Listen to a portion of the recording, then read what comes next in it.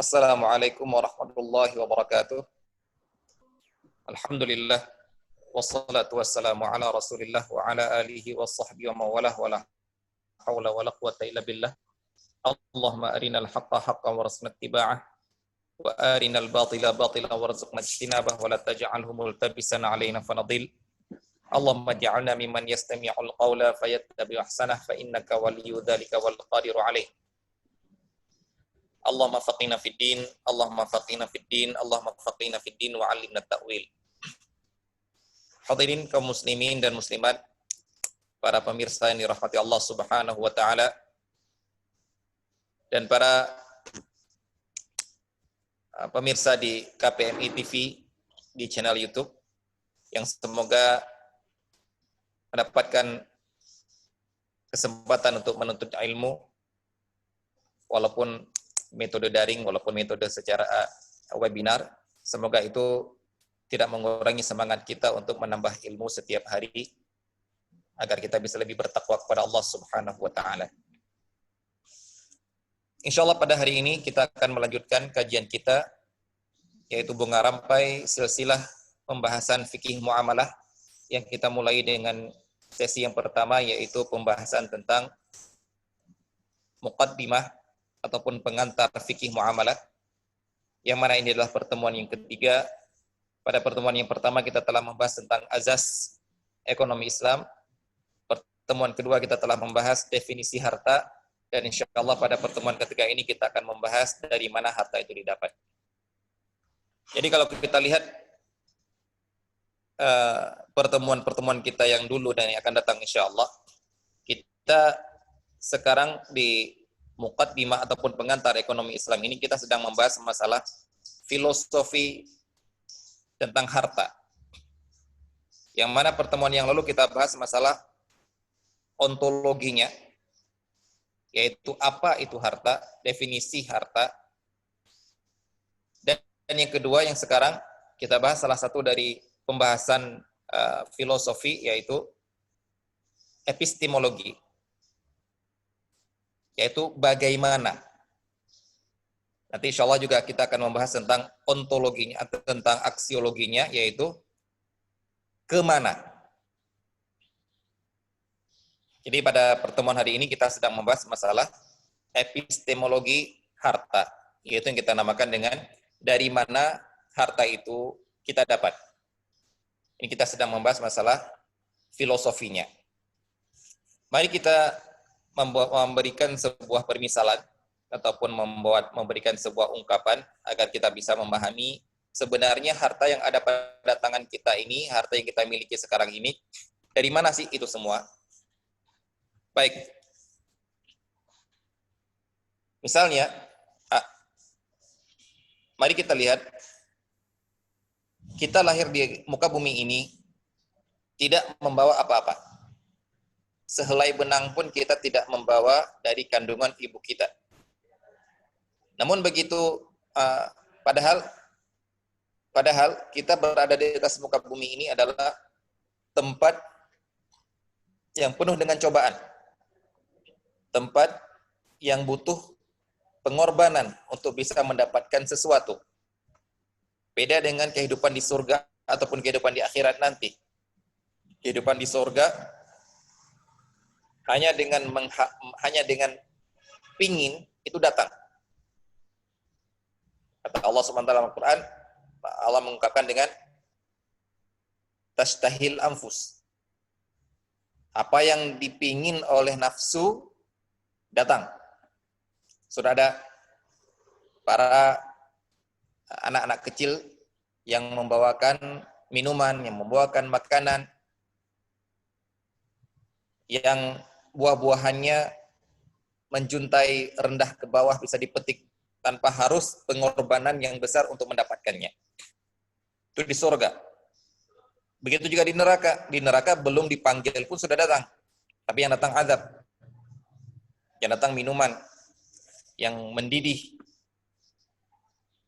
Makanan zakum. Na'udzubillahi min dzalik. Itulah kehidupan di akhirat. Kehidupan yang tinggal mendapatkan balasan, tidak perlu pengorbanan perjuangan untuk mendapatkannya. Sedangkan di dunia kita semua mengetahui bahwasanya seseorang ingin memperoleh sesuatu harus berjuang, harus berusaha, harus ya melakukan pengorbanan.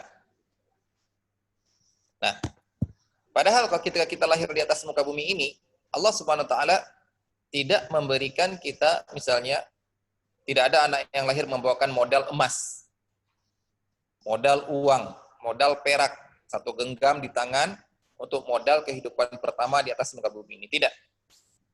Jadi kita lahir di atas muka bumi ini tidak membawa apa-apa.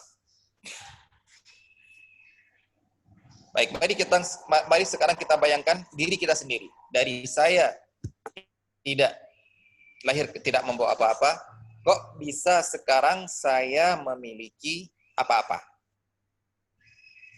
Punya pakaian, punya kendaraan, punya bahan makanan, punya rumah, punya. Baik, sekarang mari kita merunut, memikirkan, membayangkan dari mana sih benda-benda dan harta yang kita punya ini, dari mana? Dari saya tidak punya apa-apa, kok bisa sekarang muncul? Mari kita lihat. Dari kita lahir pertama, tidak bawa apa-apa, diberikan pakaian. Tidak punya tempat tinggal, diberikan tempat tinggal oleh orang tua kita. Tidak punya makanan, diberikan makanan oleh orang tua kita. Orang tua kita yang memberikan kita pakaian itu, dari mana pakaian yang dia dapat? Apakah tercipta begitu saja di hadapan dia? Tidak. Pasti orang tua kita mendapatkannya itu dengan sebuah usaha. Dari mana? Kayak kita runut. Membeli. Bapak kita membeli pakaian. Pakaian dibeli ini dari sebuah toko. Yang punya toko itu apakah dia mendapatkan pakaian itu begitu saja, mendapatkan barang itu begitu saja, tercipta begitu saja di lemari dia, tersimpan begitu saja? Tidak. Dia membeli dari grosiran. Grosiran membeli terus di urutannya sampai ke produsen. Produsen dari mana? Dari produsen kain. Produsen kain kok bisa membuat kain? Apakah kain tercipta begitu saja di atas muka bumi ini didapatkan? Tidak. Dari benang. Benang dari mana? Terus dan seterusnya. Jadi kalau kita membayangkan semua harta yang kita miliki, kita runut seperti ini, kita akan mendapatkan ternyata harta itu hanya bisa diperoleh dari dua arah. Ataupun dari dua sisi. Yang pertama adalah dari manusia. Harta ini kita peroleh dari manusia lain. Yang kedua, ini yang inti, yang asal pertama, harta ini diperoleh dari alam. Jadi seperti tadi, kita dari orang tua kita membeli, ini dari manusia, membeli ini dari grosiran, kita potong kompas langsung, juga masih dari manusia. Grosiran ini dari produsen, dari manusia.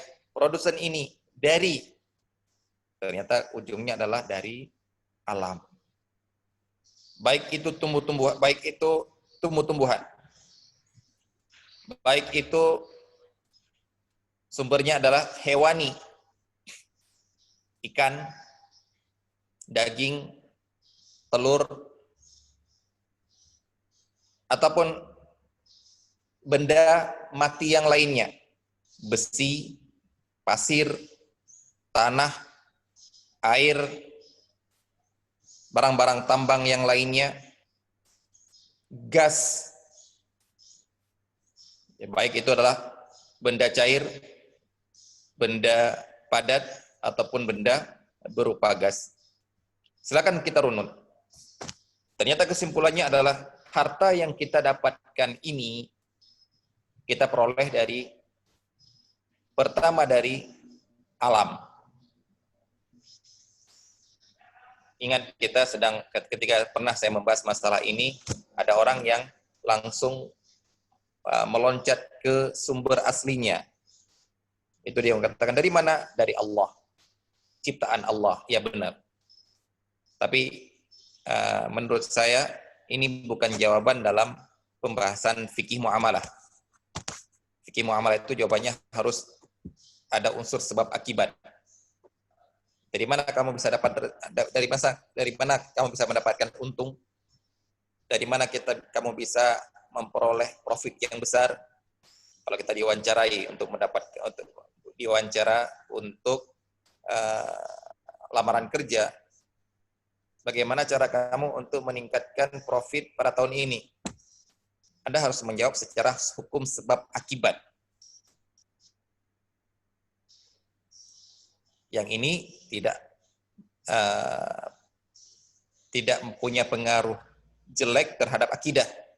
Yaitu kita tetap meyakini semuanya Allah yang menentukan. Namun yang sedang saya jawab adalah dari sisi sebab akibat hukum kausalitas yang Allah SWT berikan kepada alam ini.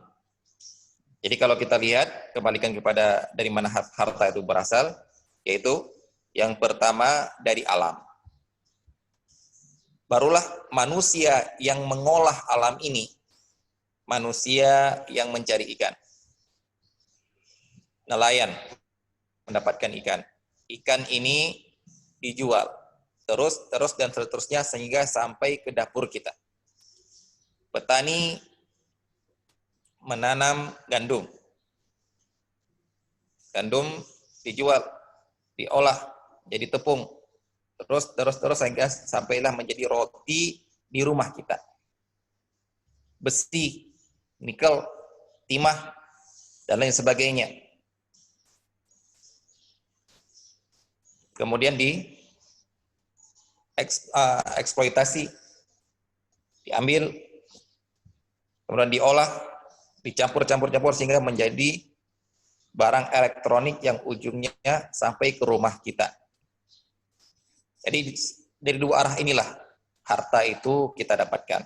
Yang pertama dari alam, kemudian alam diambil oleh manusia, barulah manusia melakukan transaksi di dalamnya sehingga jatuh ke tangan orang lain, dan seterusnya. Nah, inilah dari dua sisi inilah kemudian fikih muamalah ataupun fikih Islami membahas masalah hukum dalam memperoleh harta dari alam dan dalam memperoleh harta dari manusia yang lainnya. Begitu juga para ulama memberikan kaedah dalam mendapatkan harta dari alam dan kaedah dalam cara mendapatkan harta dari manusia. Dan ini sangat berbeda. Dasar hukumnya sangat berbeda. Yang pertama, Allah Subhanahu wa taala menyebutkan di dalam Al-Qur'an yaitu pada surat Al-Baqarah ayat 29, huwallazi khalaqa lakum ma fil ardi jami'a.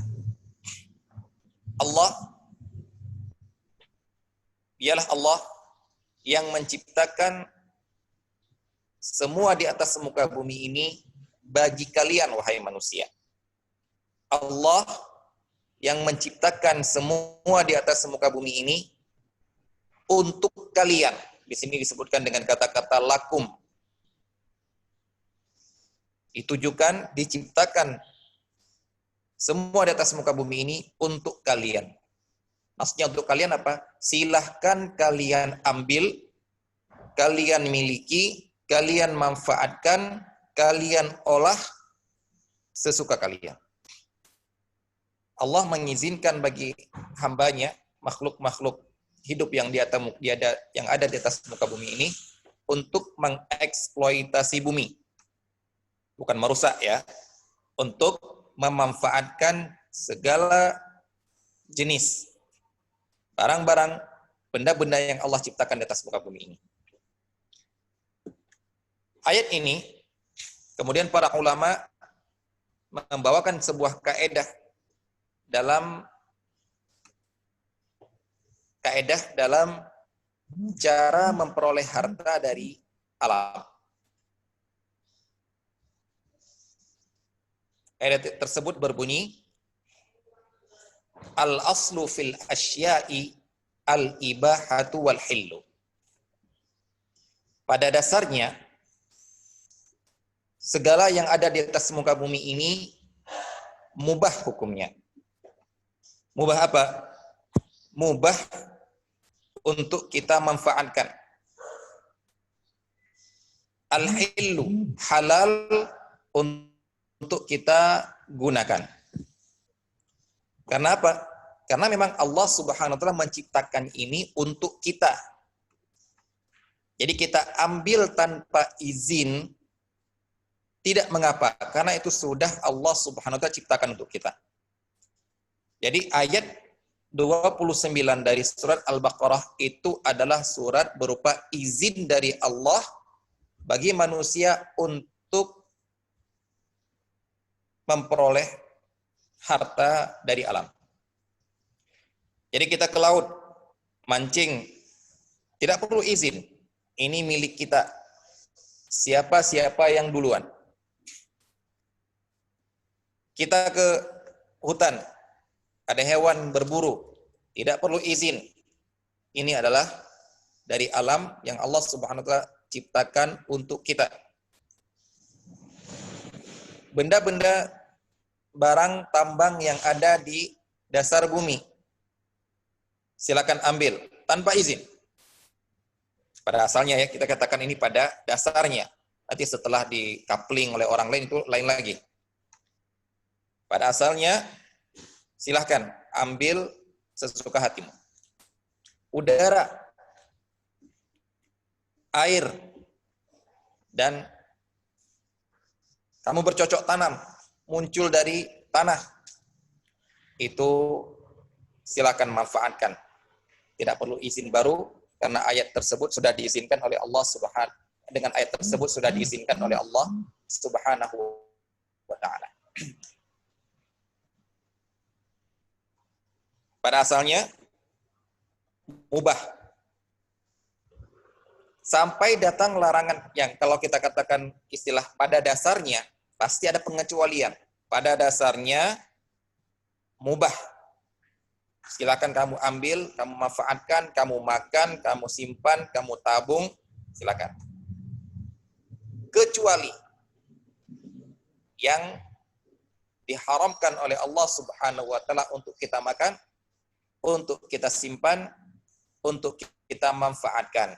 Dan ini, pengecualian ini kembali kepada poin pertama dalam pembahasan kita pengantar ekonomi Islam, yaitu al-malu malullah wan nasu mustakhlafuna fihi. Harta itu milik Allah, manusia hanya dititipkan saja.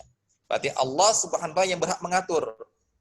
Allah menciptakan di atas muka bumi ini, silahkan kalian manfaatkan. Kemudian Allah atur, kecuali ini tidak boleh kamu makan, haram. Kecuali ini tidak boleh kamu konsumsi, ini haram. Kecuali ini tidak boleh kamu simpan, tabung, pelihara, haram. Siapa yang mengatur?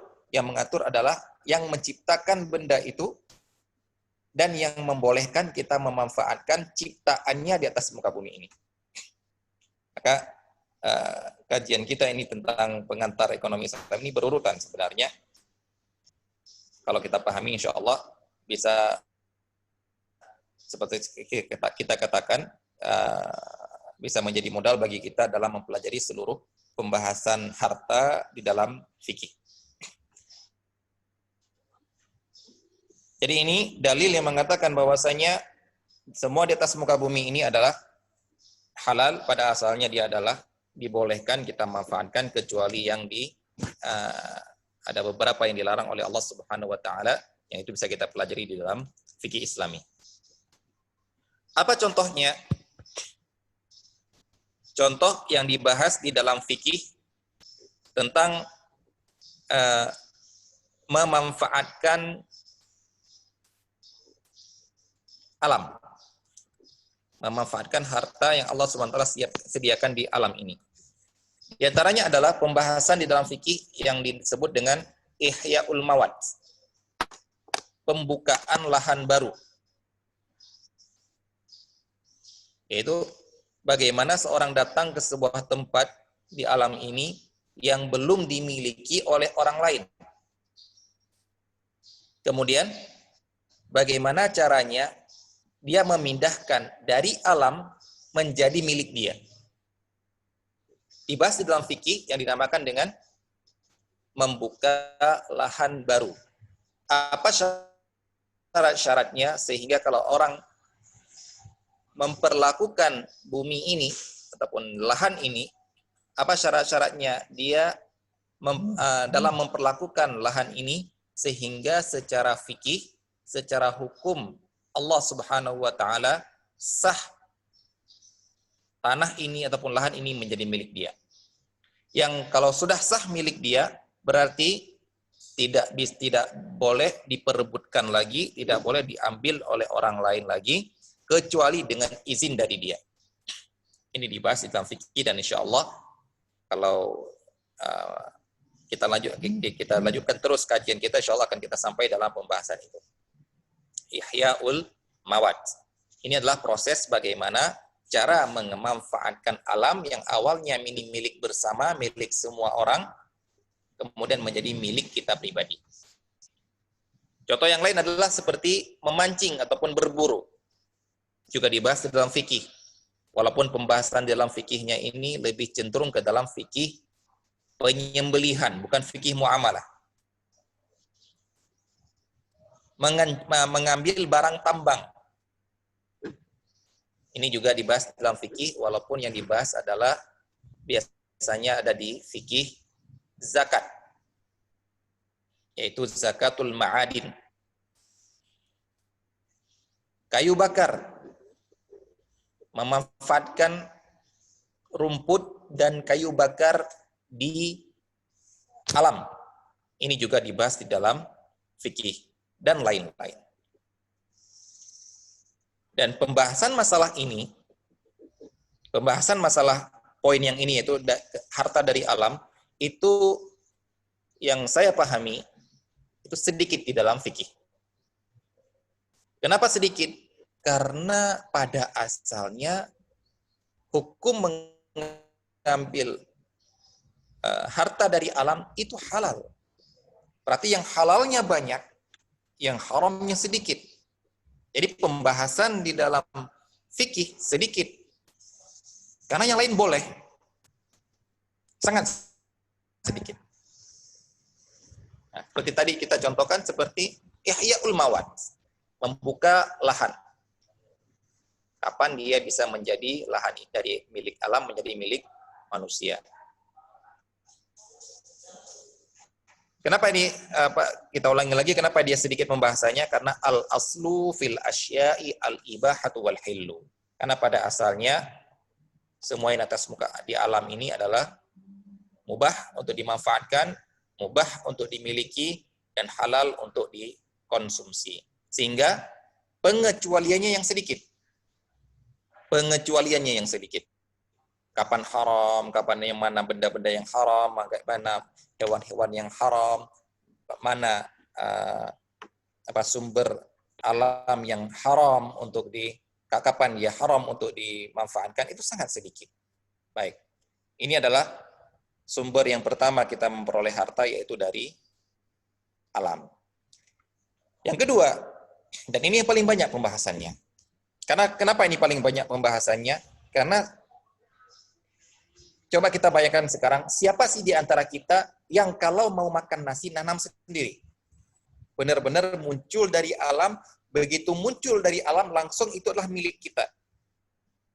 Ada. Siapa di antara kita yang kalau mau makan ikan, mancing sendiri? Siapa di antara kita yang kalau mau bikin pisau, itu gali biji besi sendiri? Ada? Sangat jarang. Jadi muamalah kita sekarang ini, cara kita memperoleh harta sekarang ini, bukan kita katakan kebanyakan, memang pada intinya adalah dari manusia. Ya, cara kita memperoleh harta, transaksi kita adalah dari manusia. Saya mau dapat pisau, saya beli dari orang lain. Saya tidak pernah mencari biji besi sendiri. Saya mau mendapatkan motor, tidak pernah saya produksi sendiri dari besi dan dari biji plastik, tidak pernah. Saya bisa mau makan ikan saja, tidak pernah saya mancing. Benar-benar saya dapat dari orang lain dengan cara bertransaksi. Nah, sumber yang kedua, sumber kita mendapatkan harta yang kedua ini yaitu dari manusia. Ini kaedahnya beda dengan yang pertama.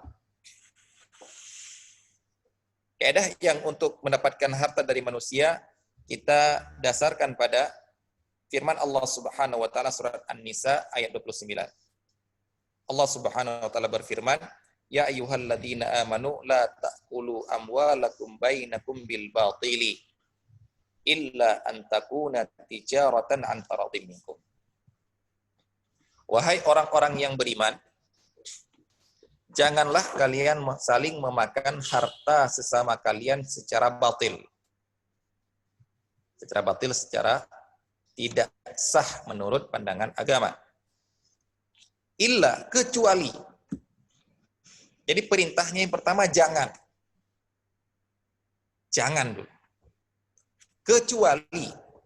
Dengan pengecualian ini, yang asalnya kalian kalau makan sesama kalian itu adalah batil. Kecuali baru dibolehkan kalau ini. Apa itu? Illa antakuna tijaratan an taradhim minkum. Kecuali kapan kalian boleh memakannya? Kalau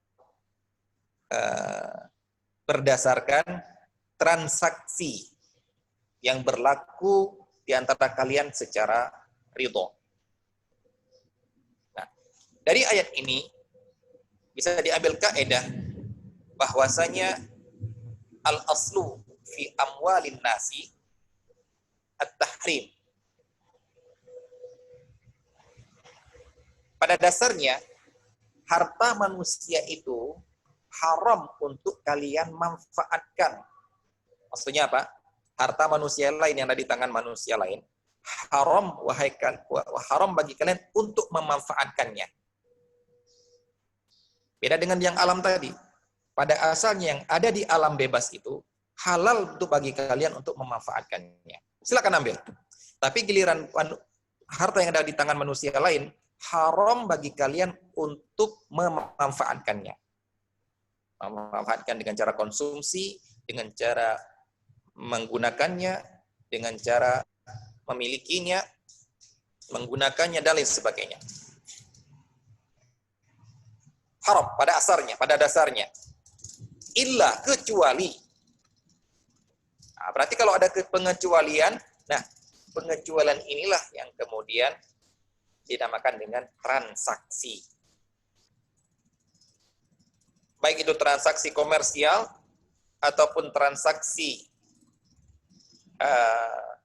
sosial, itu transaksi tijari ataupun transaksi tabarru'i.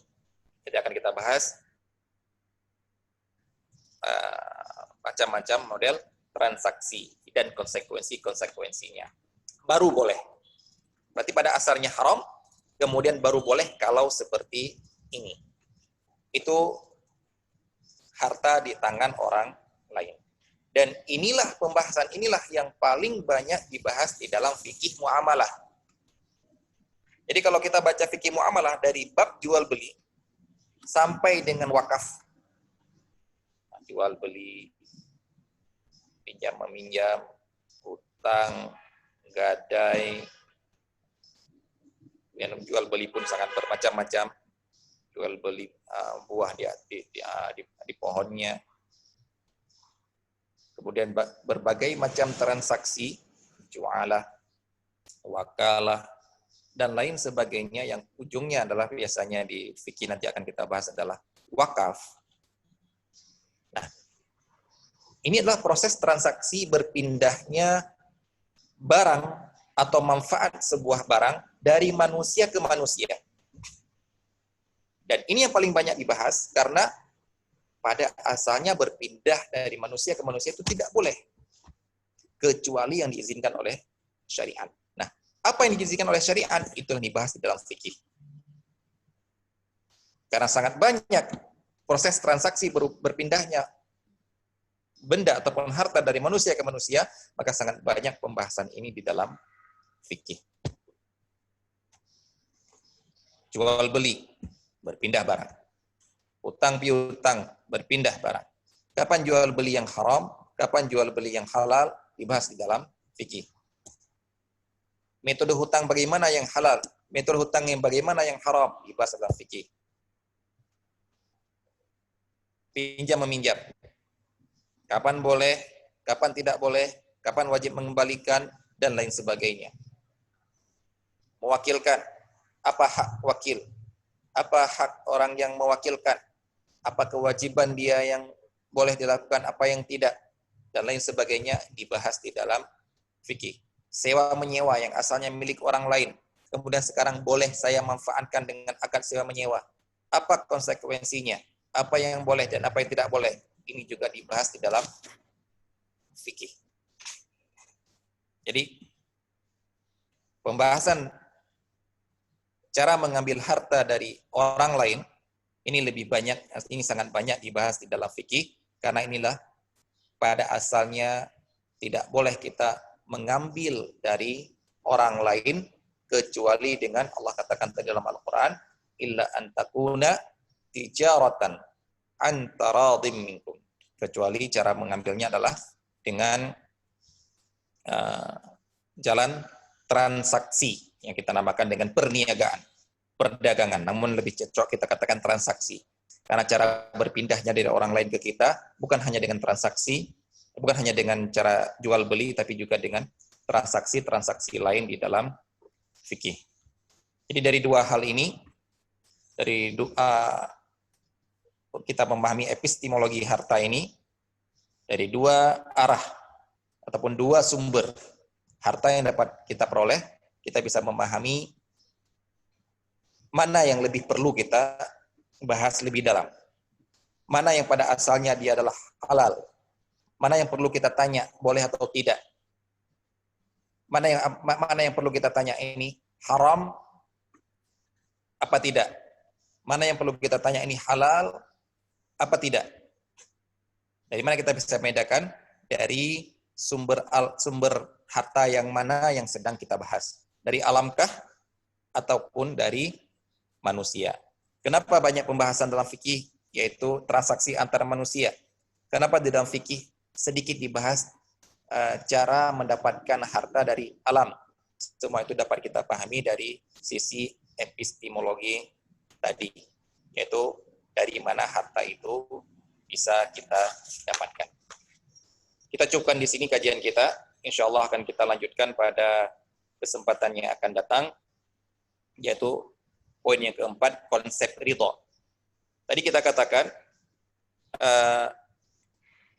karena pada dasarnya, memperoleh harta dari alam itu adalah mubah, boleh-boleh saja, tanpa izin dari orang lain, silakan ambil. Maka ini tidak terlalu banyak dibahas.